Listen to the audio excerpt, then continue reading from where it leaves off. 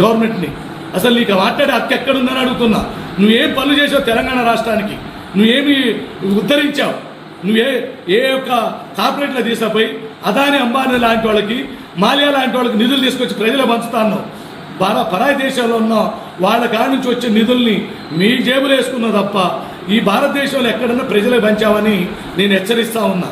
మరి ఇటువంటి ఒక భారతీయ దేశంలో ప్రముఖుడిగా, ఒక తెలంగాణ రాష్ట్రంలో లారీ ఓనర్స్ అసోసియేషన్ చైర్మన్గా నా ఆవేదన ఏంటంటే, వాటర్ మాషేయులు మహా గొప్పవాళ్ళు అందరూ కూడా ఉద్యోగస్తులు కానీ, వ్యాపారస్తులు కానీ, ఇంకోటి ఏదైనా కానీ జిఎస్టీలో ఒక గుడ్డ కొనుక్కుంటే జిఎస్టీ అండి, అందరికి జిఎస్టీ వస్తుందా? జిఎస్టీ ఉన్న వాళ్ళకి లబ్ధి పొందుతారు, జిఎస్టీ లేని వాళ్ళు ఆగమవుతున్నారు. టీ పొట్లం కాడి నుంచి, పాల బిల్లు కాడి నుంచి ఇటువంటి దుర్మార్గం చేస్తున్న నరేంద్ర మోడీ పరిపాలన అంతం కావాలి.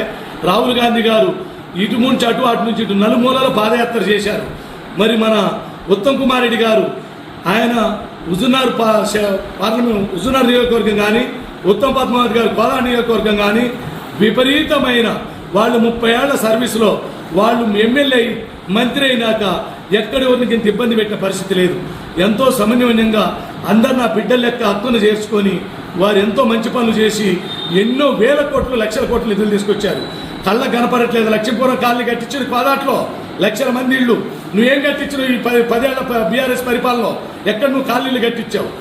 ఉత్తమ్ కుమార్ రెడ్డి సారు మరి ఆ సైదిరెడ్డిని బొంద పెట్టాలి, డిపాజిట్ కూడా రాకూడదు. అతను చేసిందేంది? హుజూర్నగర్లో అన్ని కాలనీలు ఉత్తమ్ కుమార్ రెడ్డి సార్ శాంక్షన్ చేసి 30 వంతు పని ప్రజలు పంచకుండా వాటిని బస్సు పెట్టి ఆగం చేస్తే ఇవాళ మన ఉత్తమ్ కుమార్ రెడ్డి సారు మళ్ళా భుజాన్ని వేసుకొని వేల కోట్లు పెట్టి వాటికి అంతా మళ్ళా రెడీ చేసి పేదలకు పంచే కార్యక్రమం చేస్తూనే ఉన్నాడు. లీడర్ అన్నా మరి ఇట్లా ఉండాలి ఉత్తమ్ కుమార్ రెడ్డి సార్ లెక్క. ఇది లీడర్ తనం అంటే, లక్షణం అంటే. ఇవాళ ఆయన మరి నీటిపారుదల శాఖ మంత్రిగా,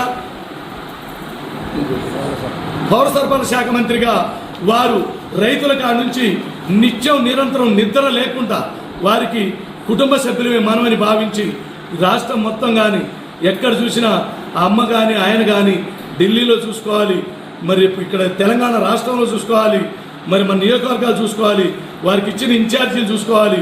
అంతవంటి గొప్ప మనసు ఉండి ఇన్నిటికి ఫ్లోటింగ్ తట్టుకొని కూడా ఇన్ని 100,000 కోట్లు తీసుకొచ్చి మరి ఈ యొక్క 2 నియోజకవర్గాలే కాకుండా రాష్ట్ర వ్యాప్తంగా కూడా మన ఉత్తమ్ కుమార్ రెడ్డి అన్నగారు ఎంతో చేస్తుంటే మరి ఇంకా వాళ్ళకి దత్తమ్మ లెక్క ఇంకా కాంగ్రెస్ పార్టీల మీద మాటలు మాట్లాడటం ఇది ధర్మం కాదని ప్రతి ఒక్క భారతీయులు, రాష్ట్ర నాయకులు, ఓటర్ మహాశయులు పేరున మీ అందరికీ ఒక్కసారి మనస్ఫూర్తిగా ధన్యవాదాలు తెలియజేస్తూ, నేను చెప్పిన వాటిల్లో నిజాలు కావాలని అడుగుతూ, అబద్ధాలు ఒక్కడు కూడా లేవని మనవి చేస్తూ, అందరం కూడా హస్తం పార్టీకి ఓటేసి రాహుల్ గాంధీ గారిని ప్రధానమంత్రిగా చేయాల్సిన అవసరం ఉంది. ఆయనకి మాకున్న మేము సిమ్టాలు కానీ, ఆల్ ఇండియాలో కానీ ఎక్కడ చూసినా రాష్ట్రం మొత్తం కూడా ఎక్కడ చూసినా కాంగ్రెస్కి ఇన్ని సీట్లు వస్తాయి అంటారు. మన గతంలో రాష్ట్ర పరిపాలనప్పుడు కూడా అయిపోయింది, కేసీఆర్ సీఎం అనుకున్నారు. చూసినాం మన రేవంత్ అన్న గారు, మన ఉత్తమ్ సార్ ఎలా తిప్పారో, చక్రం పొంగులేటి గారు, వీళ్ళందరూ కూడా మరి ఇటువంటి కార్యక్రమంలో రేపు మన రాహుల్ గాంధీ గారు కూడా ప్రధానమంత్రిగా ఎక్కబోతా ఉన్నారు.